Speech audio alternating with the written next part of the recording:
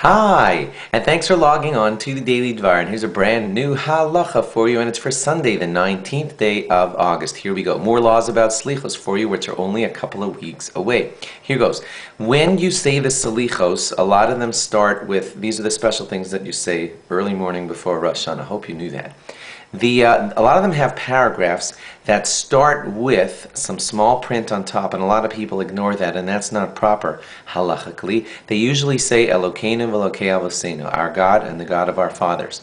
Those words are supposed to be recited along with the paragraph that you see in Selichos. Just for whatever reason, the printer often put them in there in small, but please remember that it's an important halacha that they must be said. Sometimes the paragraph starts with God's name, like the first word in the paragraph might be Elokim, that's God's name. If you see a paragraph that's written like that, then you don't have to say Elokeinu v'Elokei Avosenu, because that paragraph itself is already beginning with a special calling out to God. So only put in Elokeinu v'Elokei Avosenu if you don't see God's name at the beginning of the paragraph. Now this next halacha won't apply to you so much, still very interesting to know, and that is there are special attributes to look for when selecting the chazan for the shul for Rosh Hashanah and Yom Kippur, and even for Slichos.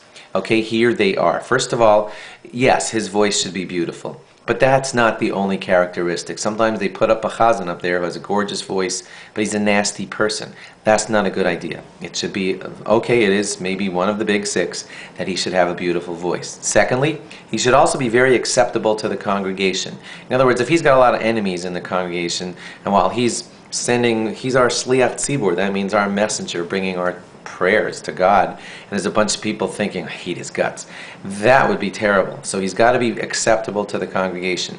He should be a God-fearing person, someone who you know is very careful with mitzvos, very careful and fearful of doing the wrong thing vis-a-vis the Torah and God. He's got to have that attribute in his personality. He should be a Talmid Chacham, someone who knows a lot of Torah, not just who has a cursory, small knowledge of Judaism, but a Talmid Chacham, someone who knows lots of Torah. Got that. Also, he should be, two more here, married. Married is preferable, and also he should be 30 years or older. Now, it does sometimes happen that it's hard to find a person who has all six of those characteristics. So if you can't find all six, you can go down to 5 or 4, but try not to go down to a person who has only a nice voice and nothing else. All 6 is preferable. The most of them that you can get, the more the merrier. Thanks for logging on, and log on again tomorrow for more. Bye-bye.